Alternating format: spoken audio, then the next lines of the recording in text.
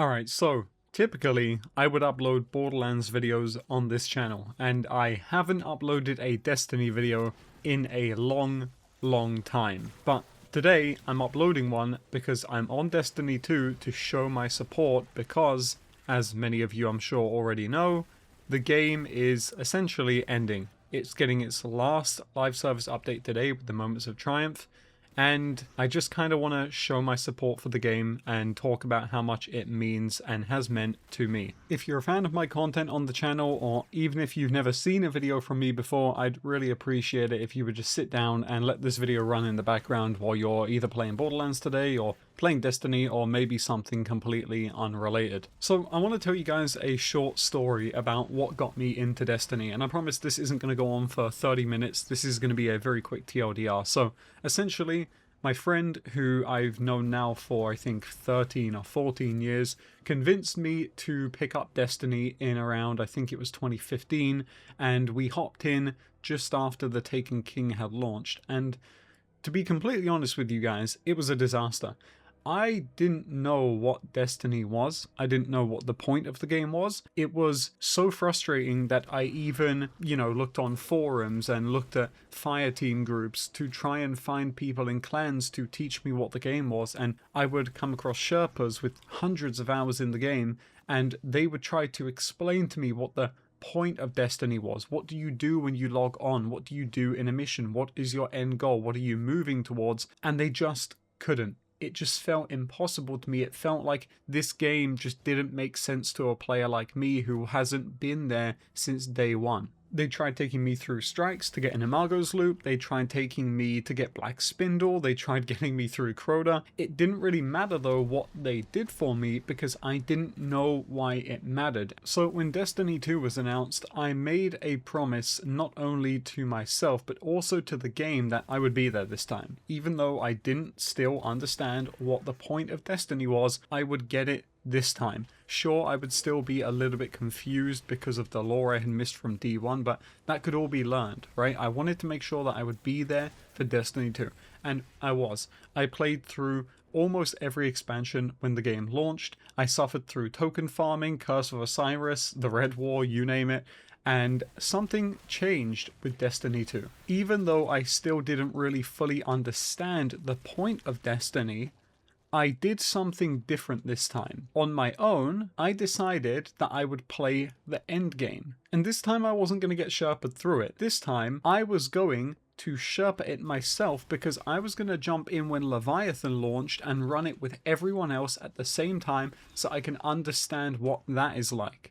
And so I did. I played Leviathan, and doing this was an interesting experience, and the reason why is because I sucked at it, but so did everybody else. And you had to group up. I was using the Fireteam Finder app to find teams to play with, so you had to group up, and a lot of people just weren't cut out for it, so they would drop off and the team would lose players and it eventually would just dissolve, and you would go over and over and over again. And I would do this until like 4 in the morning, and this continued on, but one thing remained true: I didn't drop out. I wasn't the player on the team that was losing the encounters. And slowly but surely, with this process repeating itself, people leaving and leaving and leaving, I started to find a concentration of players who were like me.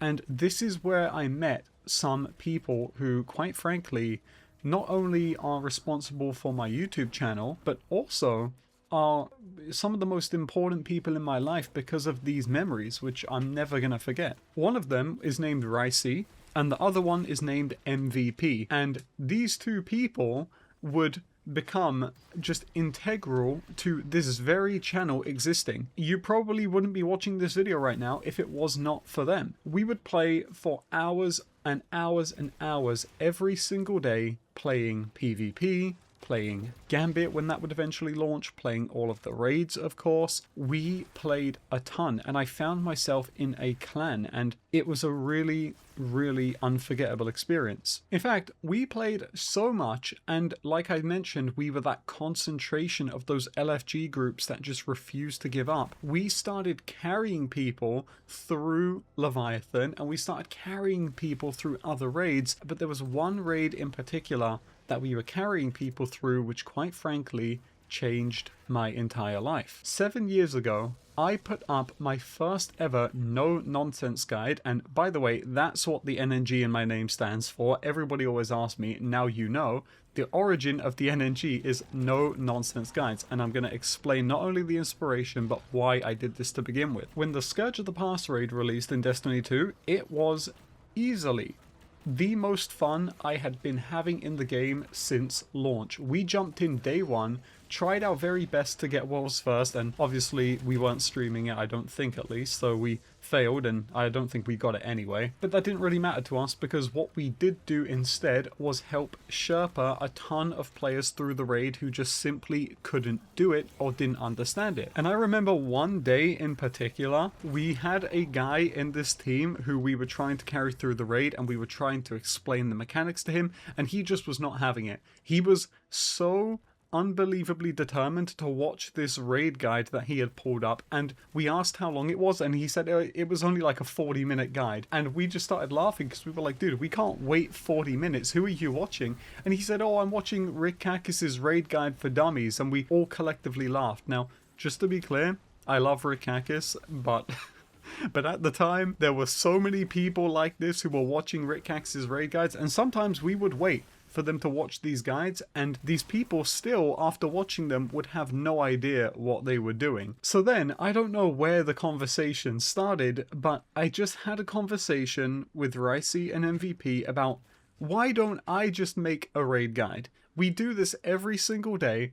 We're running these raids in around 20 to 30 minutes, which for Scourge is a pretty decent time. I don't know what the world records are at now, but we were running these extremely fast. And I said, okay, well, if we can run them fast and we can teach them just as fast, why don't I just make a guide? I'll make it so simple, and whenever people join our games to get Sherped by us, we'll literally require that they just watch this video I've made. So the idea was literally, we'll make the video blow up because all of these people will need to watch it because we don't have time to wait for an hour for them to watch another guide, and then they'll watch the video as I've explained it and then come in and beat the raid. And you're not going to believe this, it worked. It was the most genius idea ever, and it paid off. We would literally have people joining our LFG games and say, hey, Epic, I just watched your guide on this raid. That was like really helpful. And I'd be like, hell yeah, dude, like that's why I made it.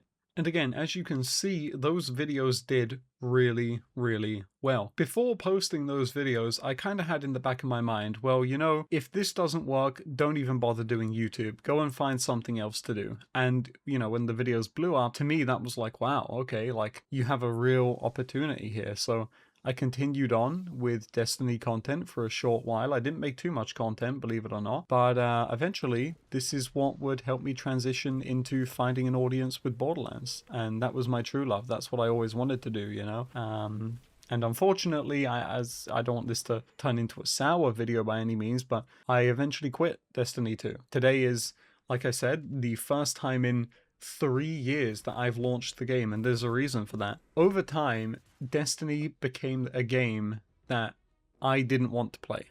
They started to make a game that wasn't for me. Witch Queen came out, and the crafting system completely killed the game for me. I felt like the loot system got worse with crafting, and when Lightfall dropped, that was such an insult that I actually wanted my money back for it, and that was pretty much where I said, okay, this is it for me. I've suffered through a lot. I've been through Osiris. You know, that was pretty rough.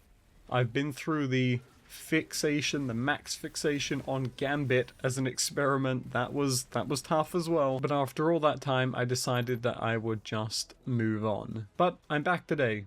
And I'm not back to get back into Destiny. I'm back because I want to sit down and I want to pay respects to a game which is quite literally responsible for not only this channel, but also friendships, and that is what Destiny is all about. Regardless of having to token farm, regardless of Osiris, or Gambit, or Lightfall, or the crafting system, whatever it may be, nothing will take away that Destiny is about making friends, and that is what the game means to me. So, I want to close off this video by saying that there needs to be a Destiny 3, and if there isn't a Destiny 3, then that is a real shame, because this game is the reason why you're watching this video.